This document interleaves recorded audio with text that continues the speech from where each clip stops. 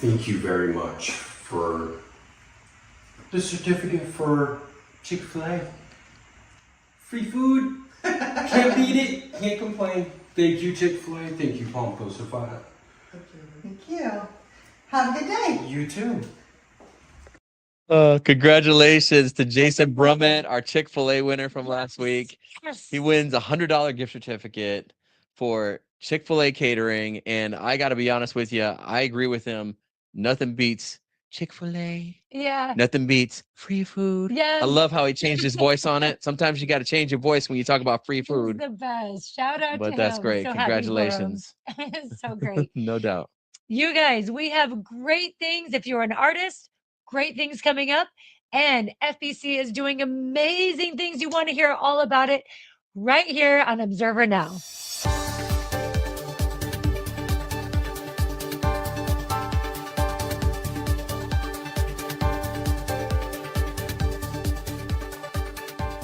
We are so happy you're here. It's going to be a great day on Observer Now. My name is Abe. I'm Rachel. And we're so glad to be here with you. It seems like there's been one thing that's been getting more attention online this week than most other things. And that's everybody in Palm Coast has an opinion on whether or not they want to get a national bookstore here in Palm Coast. Here's the voice of Flagler News. That's Rich Carroll coming up with more.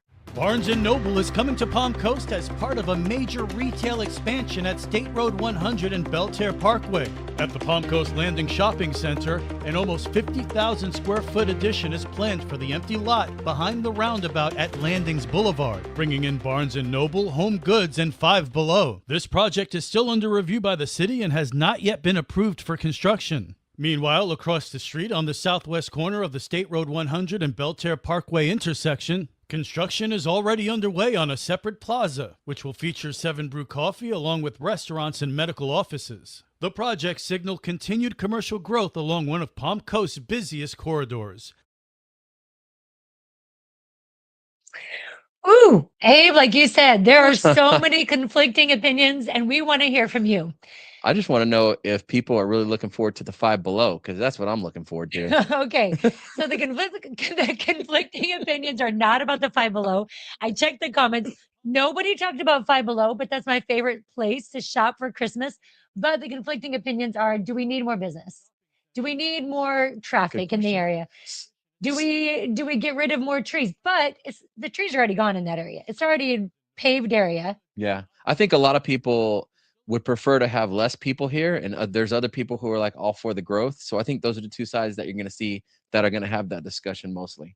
Honestly, I'm a fan of both. I'm a fan of progress. I love progress, and I'm a fan of more green trees and plants. So is there a way? Leave in the comments. Is there a way to satisfy both? I don't know. How do you feel about it? Yeah, let us know how you guys feel. And guess what? If you like art, if you're an artist or you like looking at art, or you like old scenic highways and things like that, I think you're going to like what's going on in Bunnell. It's another great day in beautiful Bunnell, Florida, the best city in the country. A major new art project is taking shape in Bunnell's historic district. An 1,100 square foot mural is now going up on the former Bunnell Library building, the first of 22 planned installations. The Highwaymen themed piece, painted by artist Brooke Page, features a scene created by renowned Florida highwayman R.L. Lewis, honoring the region's artistic and cultural history. Bunnell City Manager Alvin Jackson. This is exciting. You know, murals really speak a language of a community, and having this mural, it really says, it speaks about the history, it speaks about the future. You know, murals are great economic development tools. They're great cultural tools. It's a way of really bringing the community together. Bunnell Mayor Kathleen Robinson says she's impressed. What a beautiful depiction, and it showcases who Bunnell is. Everyone thinks Bunnell is this part that you ride through on Moody Boulevard, but Bunnell is a tale of two cities. We have the 4-mile core city that you come through and see, but we've got 140 miles that surround the core that is also the city of Bunnell, and that's what you see and the diversity of this mural. Flagler County Historical Society President Ed Sharkovich explains why public art like this is important to Bunnell. I think it's incredibly important because it beautifies the area, it uplifts people's spirits, and with this being one of 22 potential locations that we've identified, it will draw tourism into this community, and it just adds color like never seen before. Mural artist Brooke Page says this is an exciting project to be a part of. So this project is this exciting project that Commissioner Pennington and I have been discussing for quite a while, and it's finally coming to life. This is our Florida Highwaymen themed mural. I had the pleasure of working with R.L. Lewis, who is one of the last remaining Florida Highwaymen, on a project in Hastings, Florida, where he created a painting. I recreated it for him really large and added my little twist on it as well. And so they caught wind of that, and here we are doing it again. Backed by the Flagler County Historical Society, the county, and the city of Bunnell, the mural is expected to boost community pride and help transform the district into a vibrant arts destination.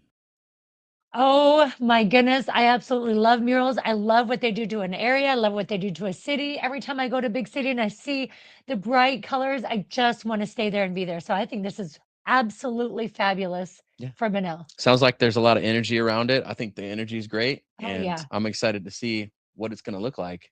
I want to know where the other 22 or the other 21. They said this is one of 22 that are planned. They know where they're going to be, but I would like to hear from you. Where do you think they should be?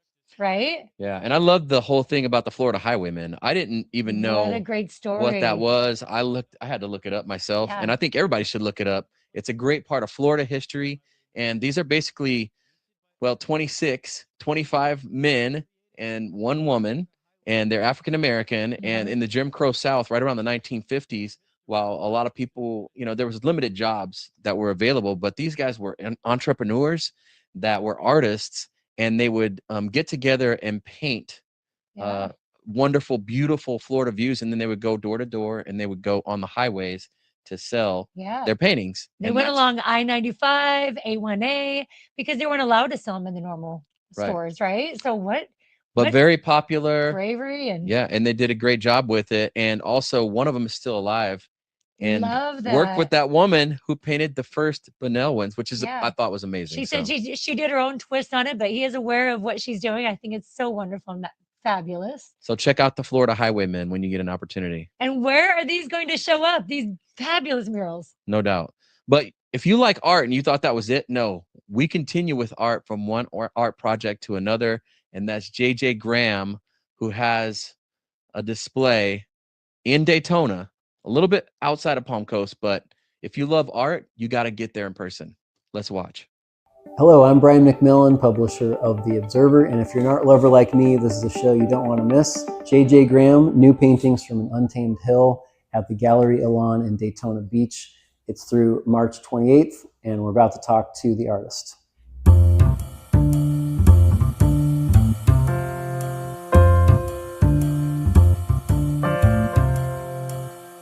This is the Phoenix and the Dove.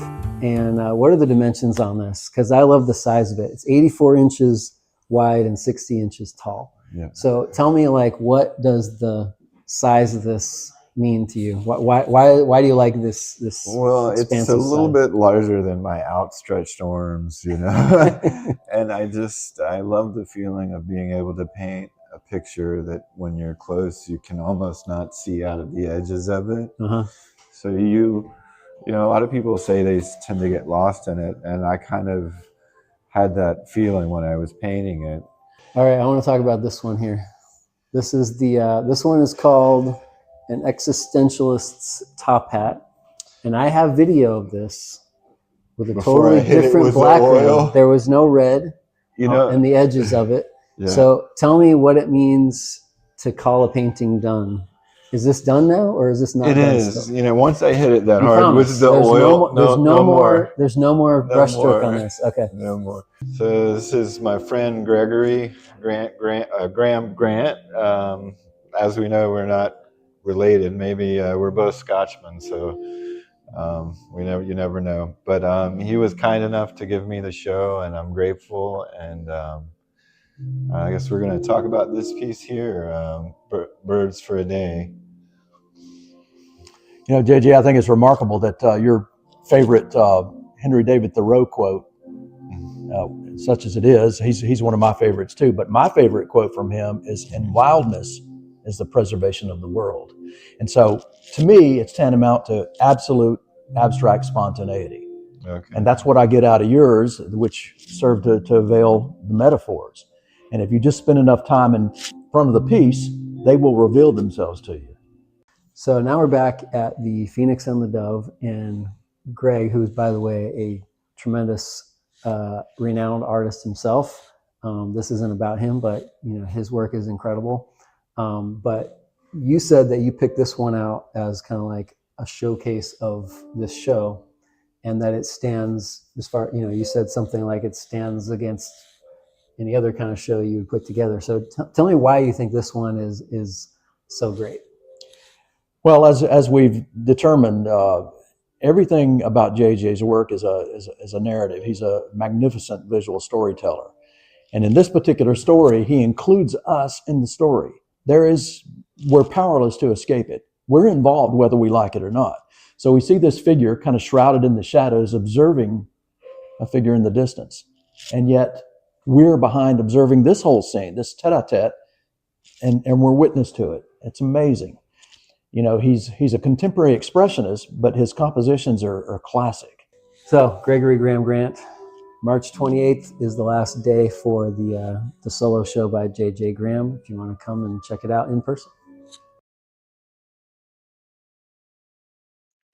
So the key to this is that display, that exhibit ends on the 28th of March. So make sure you get down there because you got to see this in person. Absolutely. I can't wait to see it because when I just saw the videos of it, I wanted to be there. I wanted my arms to be there. I wanted to feel what was there. I love the name of it, Phoenix Dove, because Phoenix is like, you think of vibrant and immortality and this fire, right? And then the dove is peaceful. And, you know, you have these vibrant colors and then he's walking through the woods. I want to see it all. So sounds great. What a great activity. No doubt. No doubt. This is a great date night. Fellas. All right. So many of you guys will remember there was news about a concrete plant that was proposed to come to Palm Coast. We caught up with Mike McLaughlin from our Palm Coast City manager and Greg McKinney, the economic development manager, and Sierra got a chance to talk to them. After rejecting a second proposed concrete batch plant on Hargrove Grade, Palm Coast leaders are making it clear they're not closing the door on business. They're just being selective about what fits. Palm Coast Observer writer Sierra Williams spoke with City Manager Mike McLaughlin and Economic Development Manager Greg McKinney about the types of businesses Palm Coast is actively trying to attract and how that vision is shaping the city's future. City Manager Mike McLaughlin. But really, you know, following their comments from the dais of, industrial, light industrial, manufacturing, light manufacturing, those types of businesses that will help us shore up that tax base. But I'm sorry, Craig, I didn't mean to jump in front. That's sir. No, you're the lead. So, you know, there's two angles to this answer. Certainly, we can talk about industries. We can talk about recruiting healthcare, which we're actively recruiting right now in real time. Advanced manufacturing. There's a lot of opportunities with aerospace and defense and things of that nature. But what was really underscored, right, is through what happened with Hard Rock is the need for communities to have sites and buildings that are ready to go that would not involve rezoning. So economic development, it's a hyper-competitive sport between different cities, different states, sometimes different countries. And a big trend that's emerged, that's always been there, but has really become more prominent, say, in the past 6-7 years, is the ability for a company to have speed to market. They do the deliberation, hey, do we want to open a new location, or do we want to relocate? They do all the deliberation on that behind closed doors, and that could take for as long as it takes. But once that company has made the decision, hey, this is a go. We're going to either expand to a new location or relocate. Well, then speed to market for them is going to be one of the top drivers, along with workforce and where they decide to go. So the more that any city or any community can do to really prepare a site and building inventory that is ready to capture the projects for the industries that they've targeted, they're going to be putting themselves closer and closer to pole position to landing those projects. City leaders say the goal is to grow Palm Coast's commercial base, but in a way that aligns with existing infrastructure, supports surrounding businesses, and reflects the community's long-term vision. Your new local Palm Coast Observer will hit newsstands today, and here's Rich Carroll with the front page headlines. Thank you, Abe and Rachel. Let's take a look at headlines from the front page of the all-new Palm Coast Observer. Is Town Center the best bet? After recent denials, Palm Coast officials look to Town Center for possible industrial growth. Find that on page 5A. A work in progress? Muralist lends color to downtown Bunnell. Find that on page 1B. And a black tie event raises $70,000. The 2026 Sheriff's Gala takes over Hammock Beach Resort for F-Seat. Find that on page 1B. The new edition of the Palm Coast Observer available at your local newsstands today. One thing about Flagler County that's consistent is that we always have these young people who they're impressing us, they're inspiring us with their sports prowess on the track, on the field, wherever, and other things too. You guys, they are so good that sometimes we forget that it's not normal to have this many insanely talented athletes in one place. Let's take a look at Flagler County sports. Flagler Palm Coast athletes are making headlines across multiple sports. Ladarius Simmons captured his 4th straight javelin title in the Bob Hayes Invitational, while teammate Jordan Heyman set a new school record in the 400 meters with a 46.88. The success didn't stop there. Abby Blumengarten and Ari Slaughter each earned $2,500 college scholarships at the meet, recognizing both athletic and academic achievements. Meanwhile, the Bulldogs baseball team had a strong showing over spring break, going undefeated to win the Florida League High School Invitational. FPC continues to make an impact across multiple sports, both on the field and in the classroom. FPC is on fire. No doubt, no doubt. Wow. And, track. Wow. Track and field. They've always had a really good team. Yeah. And you look at this young man with the javelin. I don't know if you've ever tried to throw a javelin, but it's not as easy as it looks. Oh, it looks really hard. I don't think it looks easy. It is not. So, but I want to talk about this 400 runner. To beat a record in an already talented high school, to beat that school record is incredible. yeah, this is a school that puts out amazing 400 runners. Yeah. And are always in contention for that 4x400. Did you know he's only a little over a second off the state record? And that's fast. So he's running a 45-second, 45.88. Is that correct? Okay, no, he's running a 46.88 400. Uh-huh. And how fast can you run? At a least 400? 47 seconds, something like that. Why are you lying? Okay, so What listen. do you run a 400 It's not at? that What is your important. 400? It's not that important. I think it's important. I'm just here to cheer on the young bucks. Congratulations, young bucks. He's Keep doing what you're amazing. doing. And the scholarships. Oh yeah, the scholarships. $2,500. Listen, What if a you're not step applying for these ahead. scholarships, you're missing out. Make sure you guys get Yeah. out there, apply for the scholarships. Talk do to your high everything school you can. counselor. They know about a lot of those scholarships. There are a lot in the community. A lot of people in the community want to give money to the talented youth here. No doubt. And listen, we're not even through the season yet. We still have so many things coming up. Can't wait to see what these guys do when it comes to the postseason here. It's going to be Absolutely. amazing. So what were your takeaways today? All right. My takeaway is I love that we are embracing the culture and the artistic talent in this area, and that there's progress. There's progress in all types. There's progress in things, new businesses, but also there's progress in the cultural arts. Sure. There's two Yeah. things that come away from me. I look at the art because I feel like it's great when a community embraces art. Yes. Because I love art, but I don't always get a chance to get out and see it. I love to be reminded that there's art out there. Yeah, that's the depth of a community, right? Yeah. The other thing That's the heart of a community. no doubt. Yeah. I do. I feel like Yeah. there's so much art and there's so many creative people here in this area. Yeah, I want And to so see I it love all. to see it. Yeah. Absolutely. And I also feel like Florida, a lot of times, because I am not a Floridian, I'm a Floridian We're now. Floridian now. We got here We're as just fast as not we could, native. everybody. We're not native Floridians. But there's so much history, rich, deep history in Yes. Florida. And I feel like we Yes. need to explore this more, Mhm. right? And so that's one thing that was a reminder for me. I think it's great for our kids and for the community.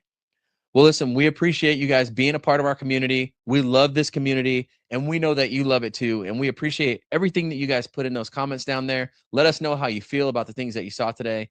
Let us know how you like Observer Now. And we appreciate you for joining us again. Look for us next week on Observer Now. We look forward to seeing you.